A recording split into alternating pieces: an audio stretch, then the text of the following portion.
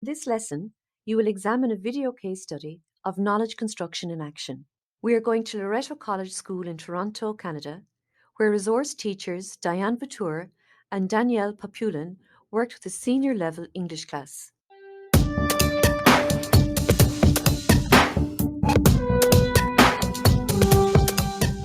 This video presents a unit of work from Diane and Daniel's senior level English class in a school in Canada. As part of the unit plan, Diane and Daniel's class of 17-year-old girls studied poetry through the lens of resistance with a view to writing a spoken word poem of choice that pushes against issues of oppression. When Mary Shelley was 16, she invented science fiction. The unit culminated with participation in a Skype video conference with classes across Canada and spoken word artists from Egypt and the United States. During this global conference, students had a chance to recite their poems and receive feedback. The objectives of the unit were as follows: provide students with the opportunity to investigate social issues and solutions and to address them through poetry. Make connections with the real world to explore resistance and social change.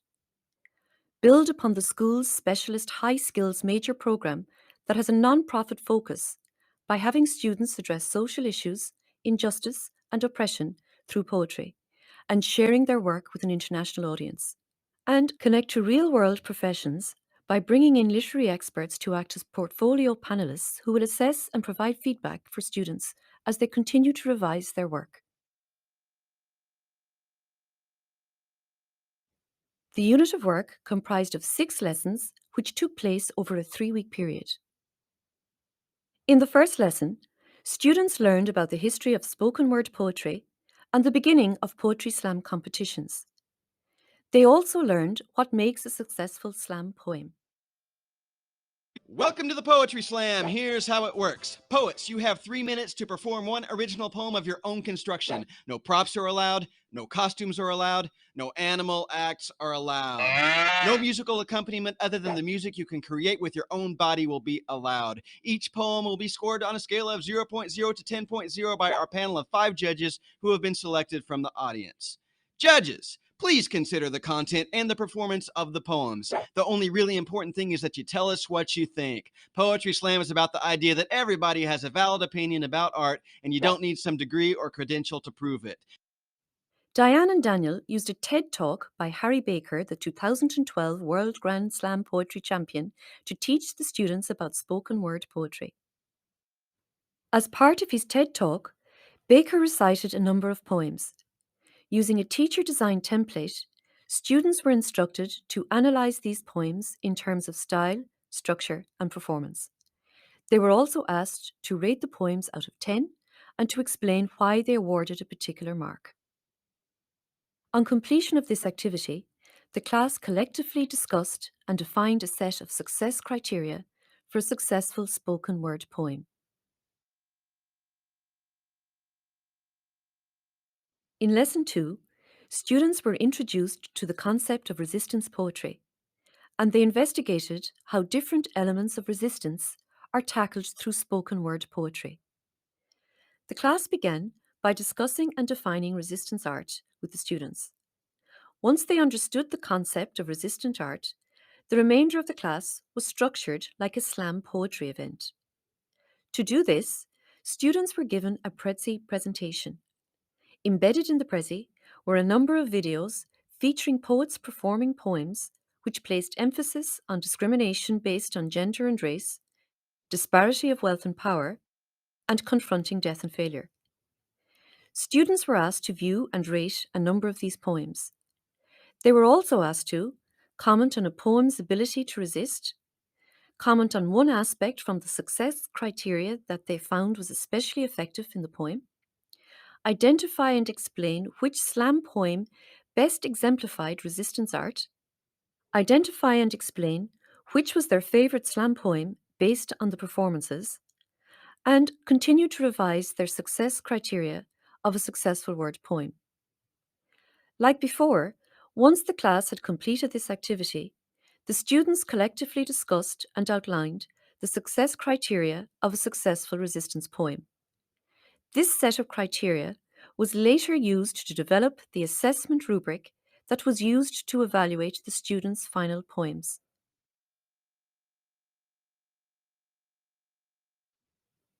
Following these lessons, the students were presented with an assignment in which they were asked to write and present a spoken word poem of choice that pushes against issues of oppression. To do this, students had to select a resistance topic of choice and then to create a PowerPoint presentation that demonstrated their knowledge of that issue and why resistance is needed. The PowerPoint had to include images, graphs, statistics, quotes, and anything else deemed necessary to provide an in-depth perspective of the issue in question.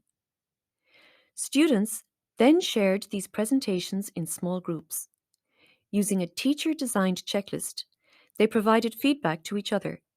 Students received copies of the checklists at the end of the lesson, and they could use these to self-assess their presentation style and content.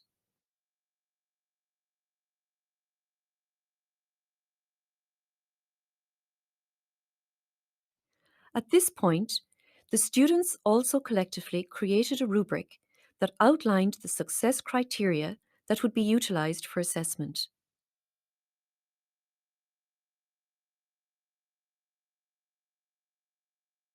The students had approximately 1 week to craft their spoken word poem. During this, 2 spoken word experts conducted mini workshops with the students.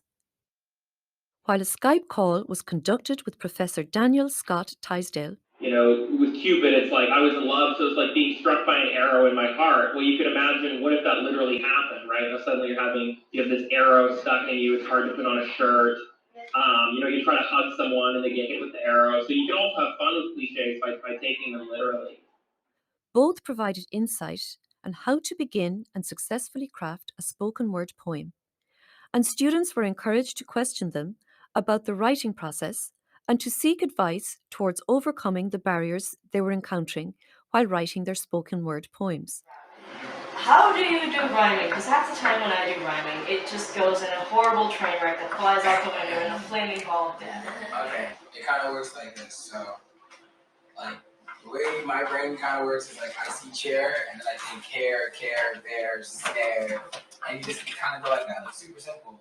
So, Students revised their work based on this feedback, as well as on feedback from Daniel and Diane.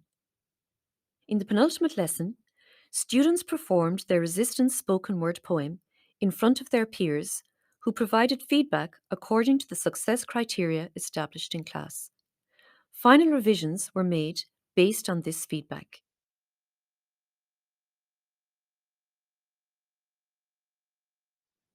The final activity in the unit of work was participation in a video conference organised by the Centre for Global Education and that addressed the use of poetry as a means of resistance.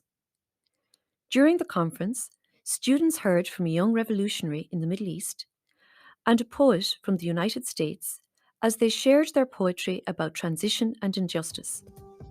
They were also given the opportunity to share their poem and receive feedback from individuals living thousands of miles away. We were never meant to be in that South Sea cold height of delicate. We were born outshine the sun.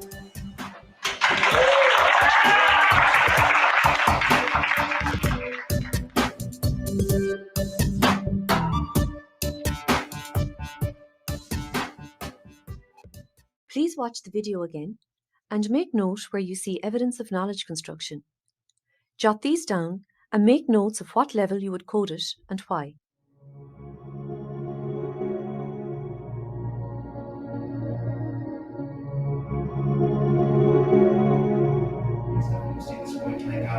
Well, it made me feel emotional. You can't really judge emotional in that sense. What did they say that made you feel emotional?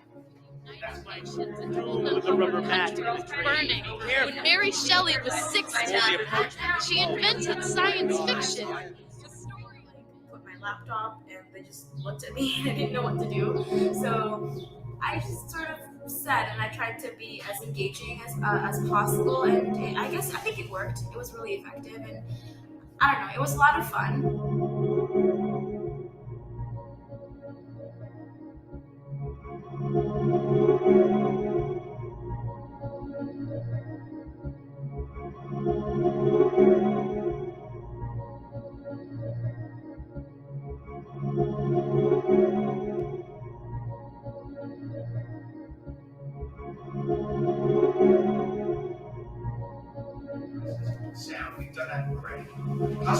makes it successful as resistance, right? Does it actually resist oppression? And how does it do that? And don't talk about the liberty crisis. We've done that. Talk about like things like research.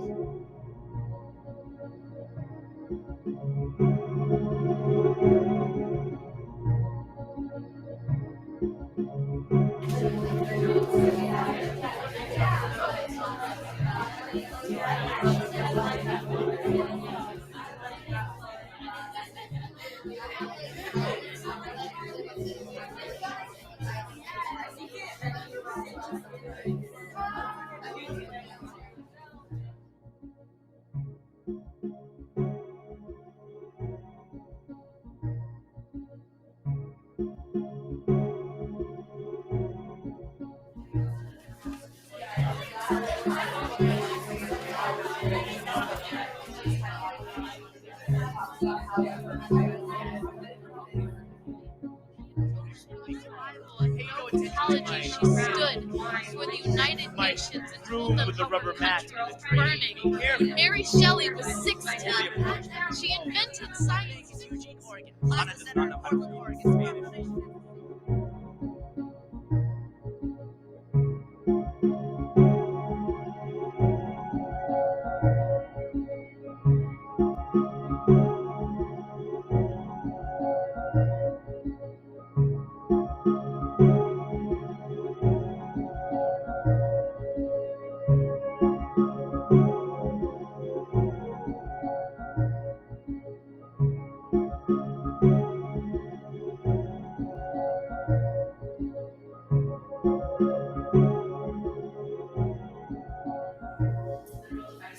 That I didn't even try to put some like aspects of like things that would make it make sense. And I had so many like different points. That's valuable. That's for sure. For sure. So at first I was like really disappointed in his feedback, but now I look back at it, it's really positive and I'm happy that he gave that to me because it really changed me as a writer. Different arts such as conceptual art, color field, making classes now. And just repetition in my life, and I feel like where it's been said as if I like to be which they don't need brand new poetry. We bring this up like we're playing God and they from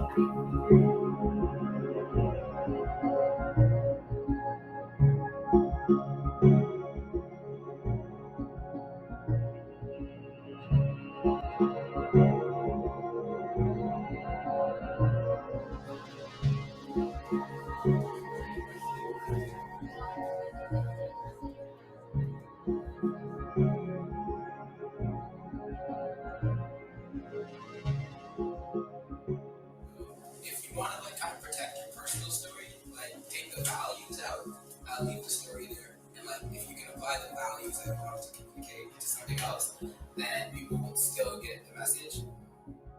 Right?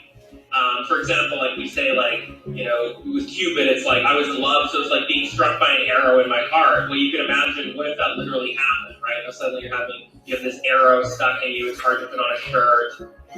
You know, you try to hug someone and they get hit with the arrow. So you can also have fun with cliches by taking them literally.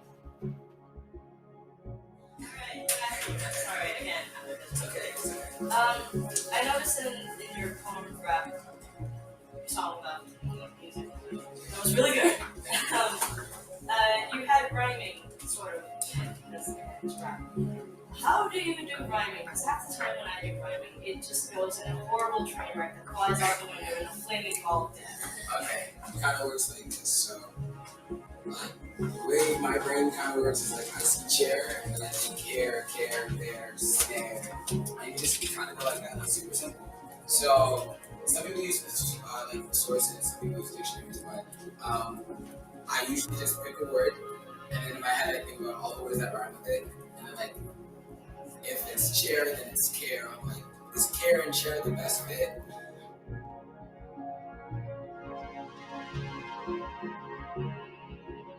Grandma, great-grandma, believing that beauty is not a one-size-fits-all kind of thing. You and I have been learning how to sift through the remnants of our own ancestors, searching for that type of word that fit us both. It's just that sometimes Words, too, get stuck between our teeth and we forget that it's even there. And when we stretch out our arms to excavate this sense of wholeness that your mother and her mother never taught us, we end up concealing what it is we have been searching for. We are built for this kind of heroism. We were never meant to be that South Sea poet type of delicate. We were born to outshine the sun.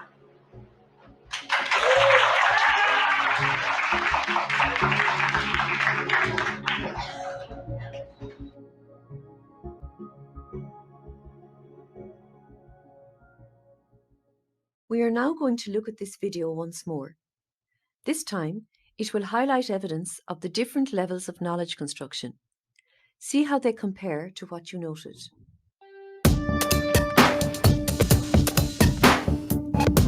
In the previous video, you saw how two teachers, Diane and Daniel, carried out a unit of work in which their senior level English class studied poetry through the lens of resistance art with a view to writing a spoken word poem of choice. This video is also based on this unit of work, but it examines how the students constructed knowledge as they engaged with resistance art. As a reminder, when examining a unit of work for knowledge construction, the following questions are asked. Does the activity require knowledge construction? Is the main requirement knowledge construction? Are students required to apply their knowledge in a new context? And is the learning activity interdisciplinary? Knowledge construction activities require students to generate ideas and understandings that are new to them. Students can do this through interpretation, analysis, synthesis, or evaluation. For example, in the first lesson, the students examined a selection of spoken word poems in order to analyse the poems in terms of style, structure, and performance. They also had to evaluate these poems by rating them out of 10 and explaining why they had awarded each mark. On completion of this activity, the students synthesized their findings in order to define a set of success criteria for a successful spoken word poem. In the same way, in Lesson 2, the students analysed and evaluated a number of resistance spoken word poems before synthesizing the success criteria of a successful resistance poem. Because both of these lessons required the students to generate understandings that were new to them, they were constructing knowledge. In the same way, in Lesson 3, students had to research a topic of choice and then create a PowerPoint presentation that demonstrated their knowledge of that issue and why resistance is needed. In this instance, students are not simply reproducing information, but they must interpret the information found in order to highlight issues of oppression and the need for resistance. This is knowledge construction. In stronger activities, knowledge construction is the main requirement of the learning activity. The main requirement is the part of the activity that students spend the most time and effort on, and the part that educators focus on when grading. Knowledge construction was clearly the main requirement in the unit of work developed by Diane and Daniel. As outlined, knowledge construction was a requirement in the first 3 lessons. Students then used this knowledge to write and present a spoken word resistance poem of choice in the remaining 3 lessons. In addition, knowledge construction was a key element of the final assessment rubric. Quality of research and quality of thinking about resistance formed 2 out of 4 categories in this rubric.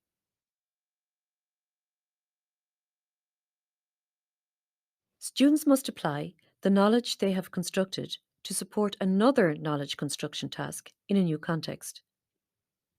In this unit of work, students constructed knowledge about spoken word poems and resistance art. They then had to apply what they had learnt to write and perform a resistance spoken word poem. We were never meant to be that South Sea poet type of delicate. We were born to outshine the sun. To successfully do this, students had to use interpretation, analysis, synthesis, or evaluation to decide how to use what they had learned in a new context. Interdisciplinary learning activities have learning goals that involve content, important ideas, and methods from different academic subjects. Studies of equity and social justice are part of the social sciences curriculum in Canada. In this unit of work, the quality of the students' research, as well as the quality of their thinking in relation to resistance, was assessed as part of the final assessment of their spoken word poem. The work unit is therefore considered to be interdisciplinary. So to conclude, the work unit carried out by the students in Daniel and Diane's class is coded at a 5. This is because the unit required knowledge construction. Knowledge construction was the main requirement. Students were required to apply their knowledge in a new context, and the learning activity was interdisciplinary.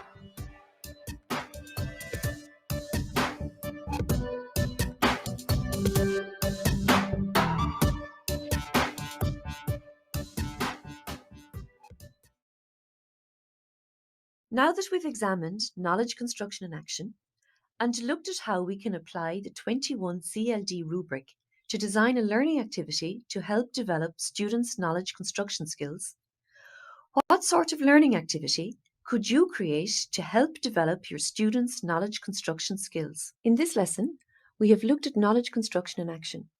In the next lesson, we will look at how you can create knowledge construction in the context